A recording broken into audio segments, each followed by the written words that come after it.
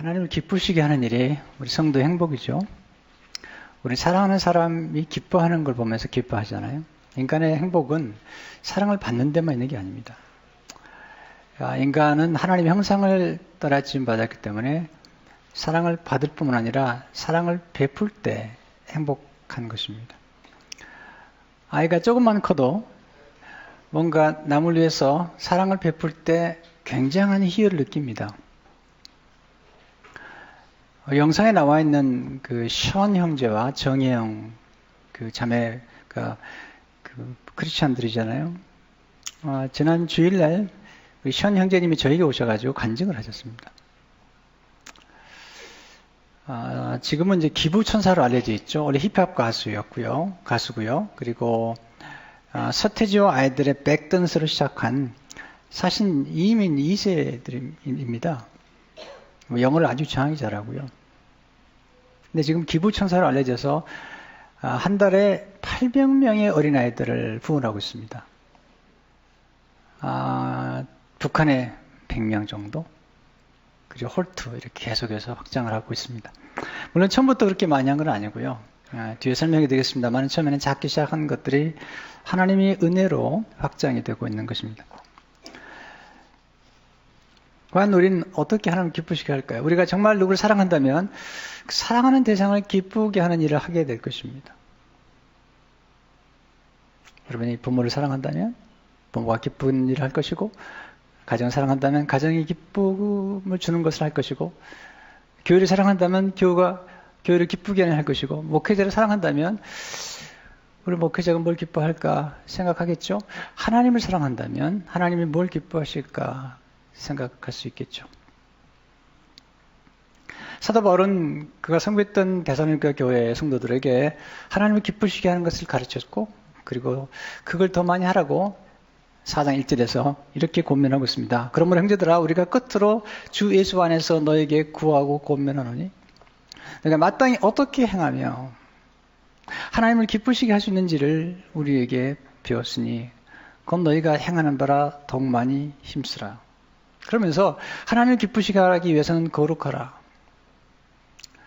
음행하지 말고 자기 아내를 거룩함과 존귀함으로 대하라. 형제를 서로 사랑하라. 그리고 게으르지 말고 열심히 일하라. 이렇게 권면을 하고 있습니다.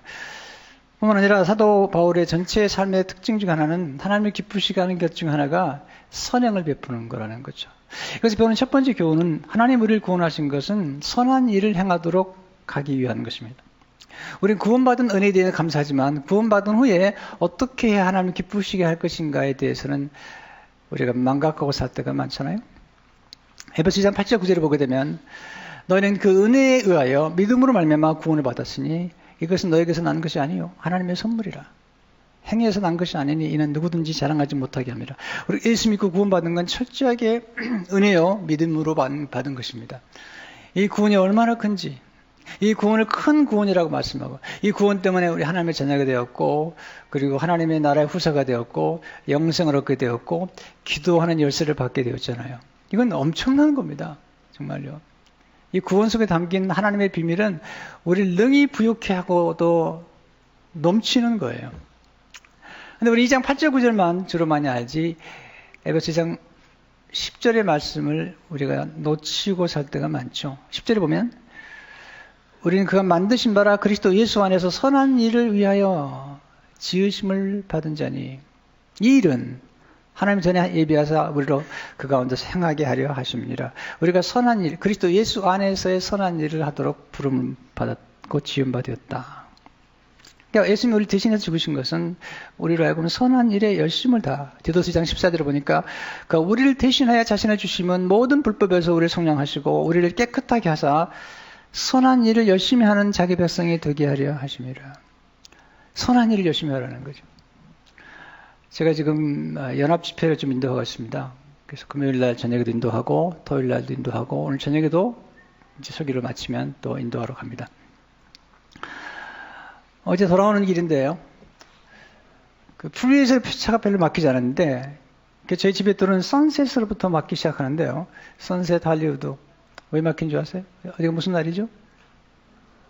할로윈 데이잖아요.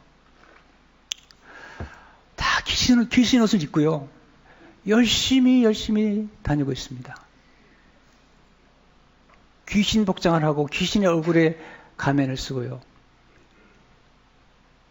지금 미국이 뭘 하고 있나? 걱정이 되는 거예요. 어린이 아이들이 새카매요.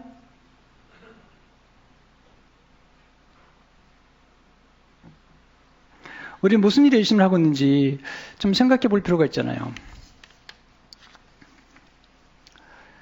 사도 바울은 디모데의 자기 영의 아들에게 여인들이 단장을 하되 외모로만 하지 말고 선한 일을 행하라.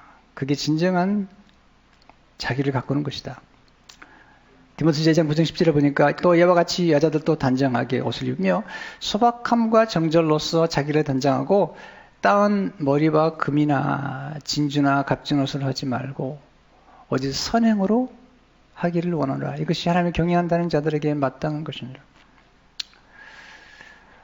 요즘 이제 뭐 고령화 시대 있잖아요. 여자분들이 나이가 들면서 뭐 관심이 많아가지고 뭐 굉장히 신경 쓰는 것 같아요. 건강에 신경도 쓰고 얼굴에 신경을 써서 뭐 밀고 당기고 막 이런 일 많이 하시는데 뭐 제가 말리지 않겠어요. 근데 그러나 하나님이 진짜 원하시는 건 뭐냐면 하나님을 경외하는 여인들에게 있어서 선행을 행하는 것. 요즘 갈수록 고령화 시대가 되었잖아요. 이번에 집회 중에 한 목사를 만났는데 내가 지긋한 언론 목사님이세요. 때문에 이 어른들의 세계를 너무 정보를 잘 가지고 계시더라고요. 3년 전에 한국의 100세 이상의 인구가 180명이었는데요. 3년이 지난 올해 100세 이상 된 분이 18,000명. 99세는 더 많고요. 여러분 오래 사실 것 같아요. 네. 저는 여러분들이 건강을 가꾸고 또 뭐 아름다움을 가꾸는 걸 막지 않겠습니다. 그러나 우리가 하나님 정말 원하시는 게 뭘까? 선행을 행하시고 하는 걸 원하고 예수님도 오셔서 선한 일을 행했다는 거죠. 사도행 10장 38절을 보게 되면 하나님 나사렛 예수에게 성령과 능력을 기름 붓듯 하셨음에 그가 두루다니시며 선한 일을 행하시고 마귀에 눌린 모든 사람을 고치셨으니 이는 하나님이 함께 하셨습니다. 자, 여기서 배우는 두 번째 교훈은 선한 일을 행할 때 하나님이 기뻐하신다는 거죠. 선한 일이 뭘까요? 영혼을 구원하는 거죠. 잃어버린 영혼을 구원하는 거잖아요. 우리가 어린아이들 돕는 것도 잃지 않는 그들의 영혼을 구원하기 위해서 돕는 거잖아요. 성경은 죄인 하나가 돌아오면 하늘에서 기쁨이 충만하고 잔치가 베풀어진다. 누가복음 15장 7절을 보니까 내가 너에게 이르노니 이와 같이 죄인 한 사람이 회개하면 하늘에서는 회개할 것 없는 의인 99으로 말미암아 기뻐하는 것보다 더하리라. 교회가 존재하는 이유가 뭐죠? 우리가 6주년 맞이하면서 혹시 우리 교회가 변질되지 않았는지, 목사는 변질되지 않았는지, 또 장로님들은 변질되지 않았는지 점검할 필요가 있습니다. 만약 교회가 한 영혼에 대한 관심과 사랑이 없다면 나는 기뻐하지 않습니다. 잃어버린 영혼에 대한 거룩한 부담감이 없다면, 그리고 한 영혼을 구원한 것이 진정한 기쁨이 되지 않는다면 문제가 있는 거죠. 우리 양 같아서 가끔 잃어버리잖아요. 죄악 가운데서 잃어버리고 실패와 절망 가운데 잃어버리고 때로 받은 상처와 버림받은 것 때문에 잃어버리잖아요. 우리 힘으로 설 수 없을 때 하나님이 도와주셔야 되잖아요. 그렇기 때문에 하나님께서는 고아와 과부를 사랑하시고 고아의 아버지가 되시고 과부의 재판장이 되신다는 거죠. 시편 68편 5절에 보니까 그의 거룩한 처소에 계신 하나님은 고아의 아버지시며 과부의 재판장이시라. 우리나라에 전쟁 고아들이 얼마나 많았습니까? 우리 영상에 본 것처럼 얼마나 많았습니까? 하나님이 그 고아들의 아버지가 되시기 위해서 수완슨 목사님을 우리나라에 보내서 가슴에 품은 영적인 입양자 할 수 있는 영적 영친, 영적 부모를 미국에서 많이 일어나게 하셔서 도와주신 거잖아요.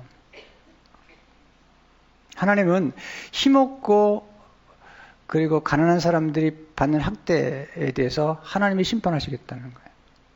보세요.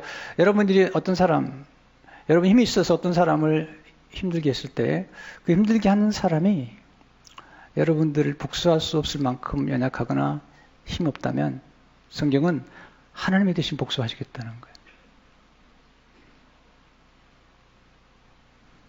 이사야 1장 17절에 보니까 선행을 배우며 정의를 구하며 학대받는 자를 도와주며 고아를 위하여 신원하며 과부를 위하여 변호를 하시느니라. 고아가 억울하게 당했을 때 신원을 해달라. 신원이 뭐죠? 신원이란 가슴에 맺힌 원한을 푸는 것입니다. 하나님께서 우리 주위에 가진 자들 때문에, 그리고 권력을 많이 가진 자들 때문에 사람들 억압하는 일이 있다면, 근데 억압받는 그들이 힘이 없기 때문에 보복할 수 없다면 하나님이 보복하겠다는 거예요. 그리고 우리가 어떤 사람을 도와줬을 때 우리가 도와준, 우리의 도움을 받는 대상이 우리에게 보상할 수 없을 만큼 가난하고 연약하다면 하나님이 대신 보상해 주겠다는 거죠. 이게 하나님의 정의입니다. 이게 하나님의 뜻입니다.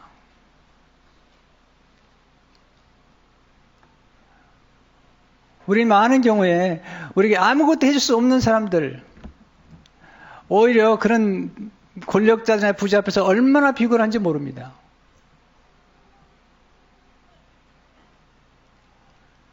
그런데 말이죠. 하나님 말씀하시죠. 우리가 아무리 사랑을 베풀어도 우리에게 보답할 수 없는 홈리스나 우리 주위에 있는 고아들, 어린아이들을 도와주면 그들이 보상할 수 없기 때문에 하나님이 보시고 상을 주시겠대요. 우리가 선행을 행하고 우리가 다 상을 받고 감사를 받아버리면 하나님의 주상이 없다는 거죠. 그렇지 않은 사람들에게 우리가 선행을 행할 때 하나님이 상을 주시겠다. 마태복음 6장 3절 4절을 보니까 너는 구제할 때 오른손이 하는 것을 왼손이 모르게 하여 내 구제함을 엄밀하게 하라. 은밀한 중에 보시는 너희 아버지께서 갚으시리라. 세 번째, 하나님 기뻐하시는 일은 불쌍한 어린아이를 돌보는 일입니다. 하나님은 가난하고 소외된 아이들을 돌보는 걸 기뻐하십니다. 예수님께서 어린아이들이 내게 오는 것을 막지 말라. 하나님 나라는 그런 자들의 것이니라. 우리가 지난주 영상을 통해서 지금 어린아이들의 현 상황을 우리는 보았죠. 제가 다시 한번 읽어드릴까요? 1억 5,900만 명의 어린이들이 영양실조로 고통받고 있습니다. 매년 100만 명의 이상의 어린아이들이 오염된 물을 마시고 목숨을 잃고 있습니다. 1억이 넘는 어린이들이 집 없이 떠돌고 있습니다. 1억 4,300만 명의 어린이들이 부모 없이 살고 있습니다. 1분마다 한 명의 아이가 에이즈로 죽고 있습니다. 100만 명의 어린이들이 성적으로 착취당하고 있습니다. 이 성적으로 착취할 때 완전히 감옥에 갇혀 있는 거예요. 여러분 지금 난민들이 얼마나 많은 줄 아십니까? 근데 난민들 가운데 대부분은 여자와 어린아이라는 겁니다. 남자는 죽고 전쟁에 나가고 대부분의 난민은 어린아이와 여인들이라는 겁니다.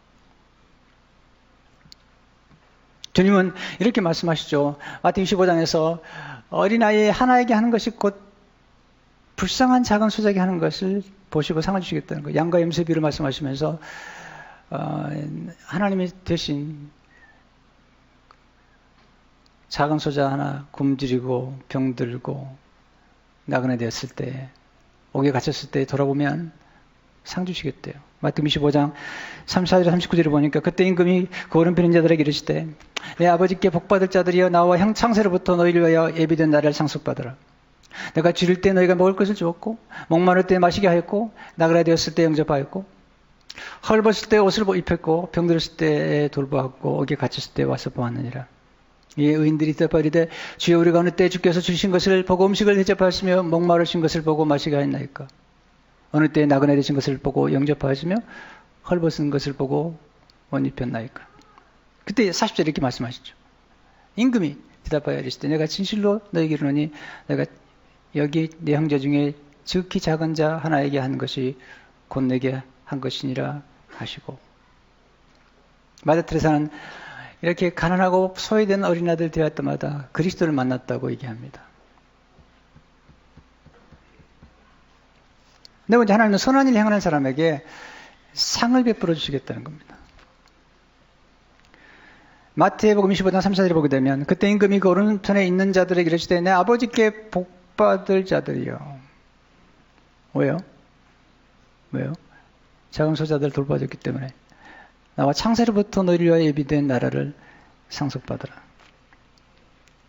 여러분, 우리가 구원 은혜를 받지만 하나님께서 우리가 한 베푸는 선행에 대해서 반드시 어느 때가 되면, 하나님의 때가 되면 그 선행을 드러나게 하시겠고, 그리고 상을 주시겠대요. 여러분, 우리가 짓는 죄 반드시 드러납니다. 하나님이 용서해 주시고 덮어줄 수도 있지만 분명히 말씀하잖아요. 비밀이 없습니다. 은밀히 얘기한다고요? 비밀 없습니다.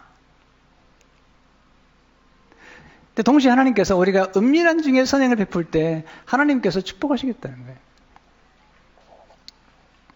디모데전서 5장 24절 25절을 보게 되면 어떤 사람들의 죄는 밝히 드러나 먼저 심판에 나가고 어떤 사람들의 죄는 그 뒤를 따르나니 이와 같이 선행도 밝히 드러나고 그렇지 아니한 것도 숨길 수 없는 일. 하나님께서 우리가 선한 일을 향할 때 반드시 드러내 주시고 축복해 주시겠다고 말씀하고 있습니다.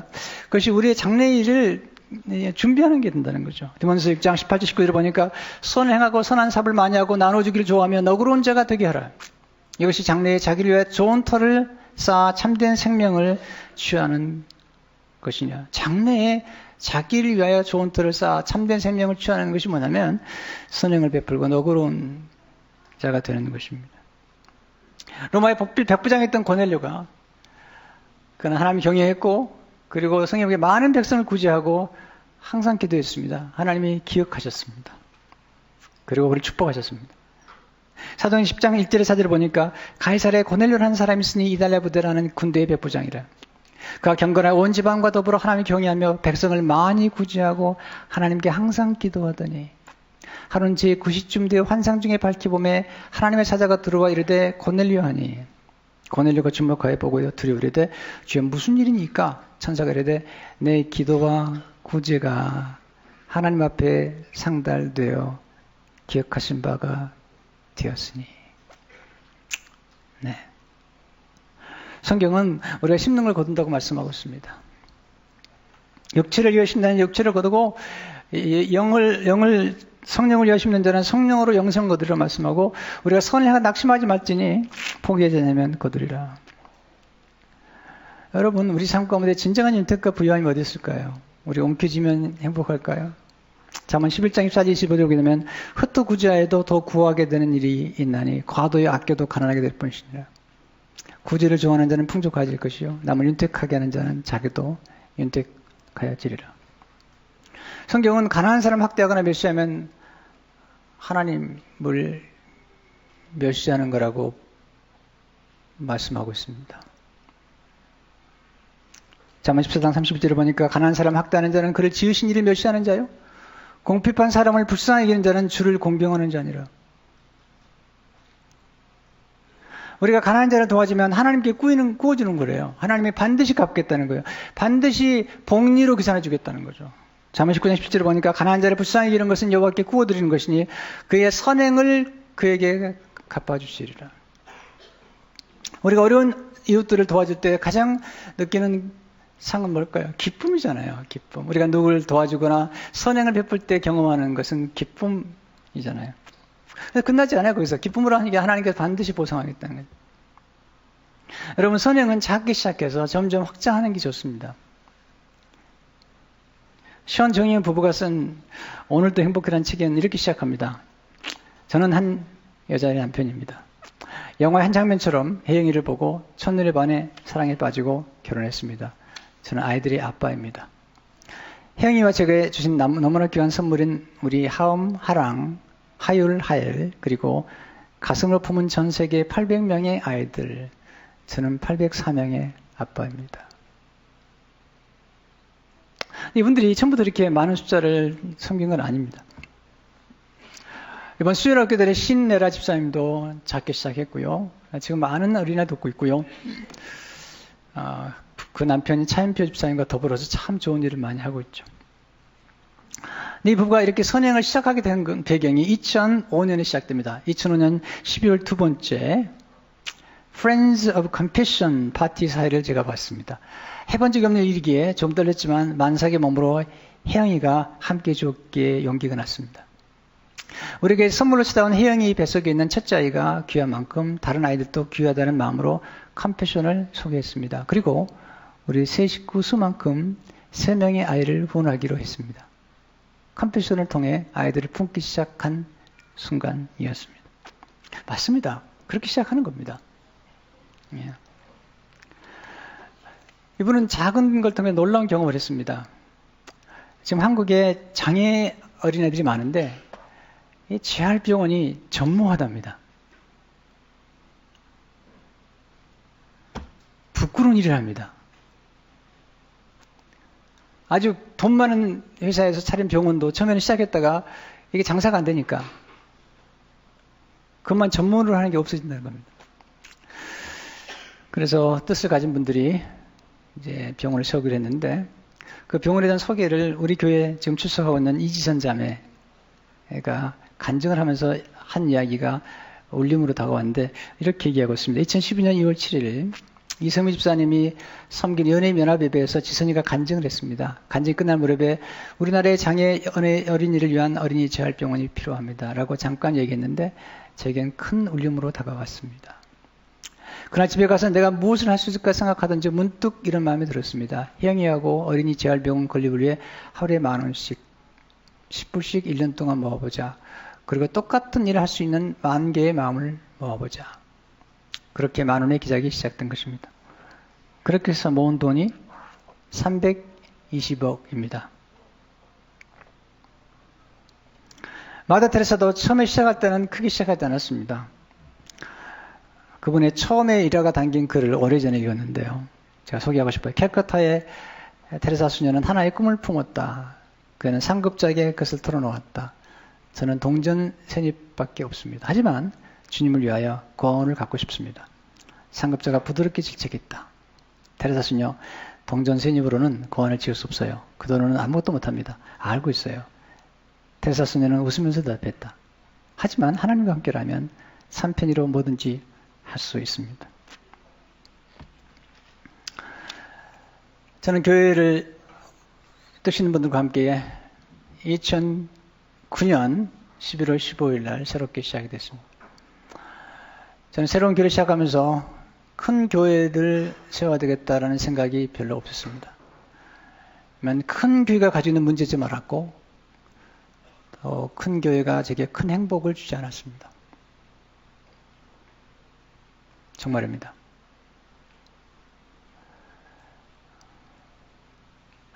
제 아내와 함께 제가 1988년 12월 13일 날 처음 교회를 개척했던 때로 들어갔습니다. 그날 제 어머니와 어린 두 딸과 제 아내와 제가 앉아서 새로운 교회를 시작합시다. 많은 교회가 문제가 있는데 교회 갱신은 새로운 일은 새로운 교회가 시작돼야 되는데 한번 해봅시다. 그렇게 시작되어서 교회를 첫 번 교회를 하는 게 올려드린 경험이 있습니다. 그래서 섬기던 교회를 떠나면서 사실 아무하고도 상의하지 않았습니다. 그리고 나와서 한 달 정도 쉰 다음에 하나님 인도하시면 새로운 일을 시작하려고 생각하고 제 아내를 부르고 제 딸 둘을 불렀습니다. 아빠가 옛날처럼 새롭게 교회를 시작하려는데 교사가 없다면 교사가 좀 되어달라. 이 두 딸이 흔쾌히 허락했습니다. 아빠가 교회를 시작한다면 그렇게 하겠습니다. 근데 하나님 인도 아래서 교회가 시작됐습니다. 저는 사람들에게 부러운 목사가 되고 싶지 않아요. 그 목사님 큰 교회 한데 노. 저는 정말 고마운 목사가 되고 싶어요.